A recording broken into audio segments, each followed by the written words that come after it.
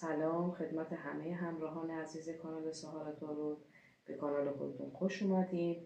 عزیزان، امروز در خدمت شما هستیم تا ببینیم کسایی که تو هیچ رابطه‌ای نیستن آیا شروع یه رابطه خوب رو به زودی خواهند داشت. قبل از اینکه بریم کارمون رو شروع کنیم دوستای گلم، میخوام به اطلاعتون برسونم که در تاریخ 6 بهمن ماه قراره یه اتفاق نادر رخ بده. قرار 7 سیاره در راستای هم قرار بگیرن. این رویداد باعث به وجود اومدن یک انرژی خارق‌العاده‌ای برای زمین خواهد شد. در این روز چرخه بزرگ به پایان میرسه و جهان وارد یک عصر طلایی میشه. در این روز افراد سراسر جهان احساس آرامش عمیق رو تجربه میکنن و سطح انرژی جهان به شدت برای جذب خواسته ها و هماهنگی با کیهان برای همه بالا خواهد بود. بهترین کار برای جذب این انرژی مدیتیشن، مراقبه و بودن در طبیعت است. شما در این روز جواب تمامی سوالای خودتون رو یا به صورت خواب یا به صورت الهام خواهید دید دوستای عزیز.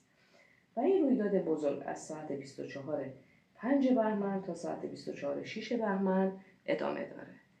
خب دوستای عزیز، بریم شروع کنیم.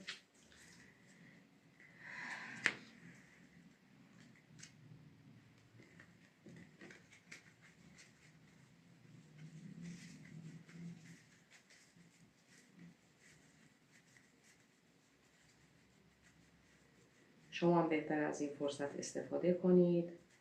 انرژی خوب برای خودتون جذب کنید دوستان عزیز.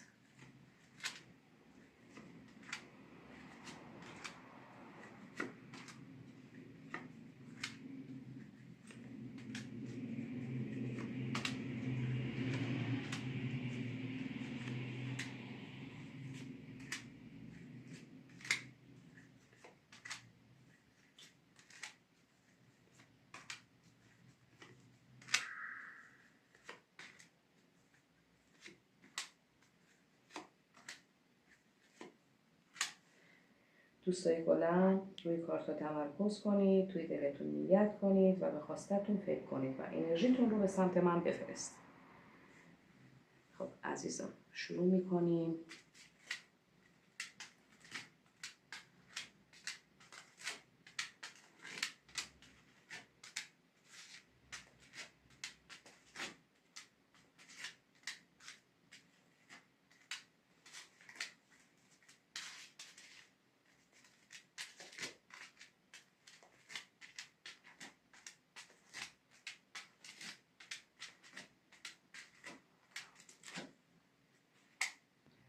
دوستای گلم، اگر هر کدوم از شما قبلا توی یه رابطه بودید، به هر نحوی این رابطتون به بنبست رسیده، خراب شده و به پایان رسیده، حالا به هر نحوی که بوده از طرف مقابلتون دروغ دیدین، از پشت بهتون خنجر زده یا بی‌دلیل از شما کناره گیری کرده یا انگاری اصلا کلا کارتون طلسم شده بوده، به هیچ نحوی پیش نمیرفته و یا حسادت‌های اطرافیان، دخالت‌های اطرافیان باعث اختلاف بین شما شده و این رابطه خراب شده و کلاً کات شده.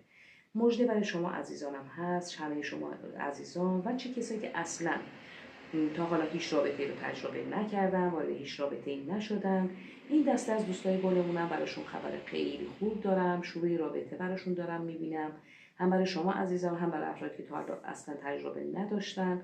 شروع رابطه سریع و سیر برای شما دارم میبینم دوستای گلم. خبر سریع افتاده، شروع رابطه افتاده.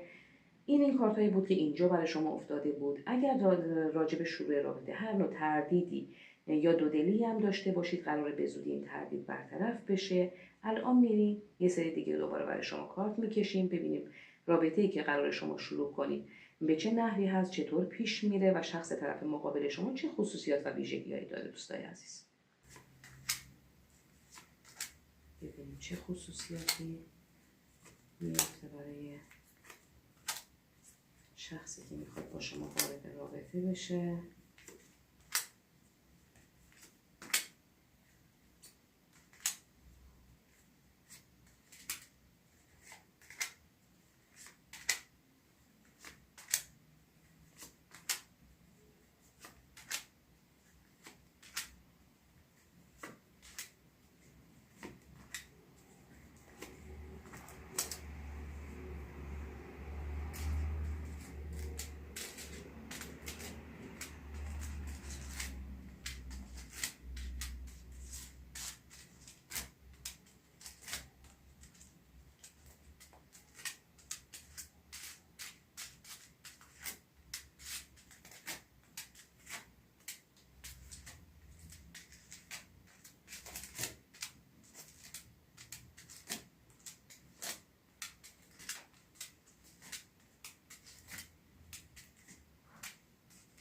عزیزای دلم، باید واقعا به شما مژده بدم، چون شخصی که وارد رابطه میشه با شما یک حامی خیلی خوب برای شما حساب میشه عزیزم. از همه لحاظ پشتیبان شما خواهد بود توی حل مشکلات، اموری که برای شما پیش میاد، از لحاظ معنوی، از لحاظ مادی، از همه لحاظ برای شما پشتیبان خیلی خوبی حساب میشه عزیزان. این خوشبختی خیلی سریع داره سراغ شما میاد، شما رو اینجا دارم خوشحال میبینم.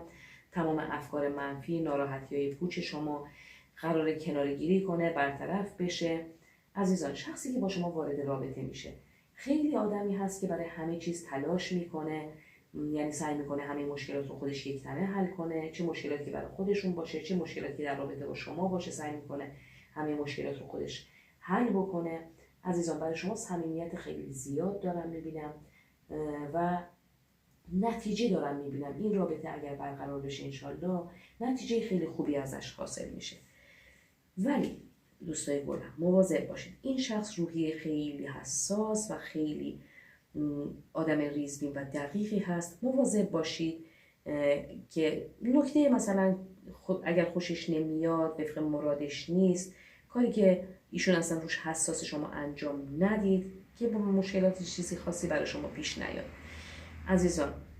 ایشون از لحاظ مادی سعی میکنه تمام مشکلات شما رو حل کنه. یه خورده آدم شاید تون مزاجی باشه، ولی اینجوری هست که سریع عصبانیتش رفع میشه. آدمی هست که آیکیو خیلی بالایی داره. ببینید عزیزان، مژده‌ای که به شما گفتم اینجا برای شما افتاده، 2 تا عدد 2 بغل هم افتاده، یعنی صبر شما بعد از 2 وعده جواب خواهد داد. اینجا برای شما پیمان نامزدی میبینم بعد از 2 وعده و انشالله به امید خدا اگر این پیمان نامزدی اتفاق بیفته پشت بندش ازدواج برای شما دارم میبینم و این که گفتم اینجا امضای عقد شماست انشالله. دوستای عزیز، از اینکه امروز هم شما ما رو همراهی کردید از تک تک شما بسیار سپاسگزارم.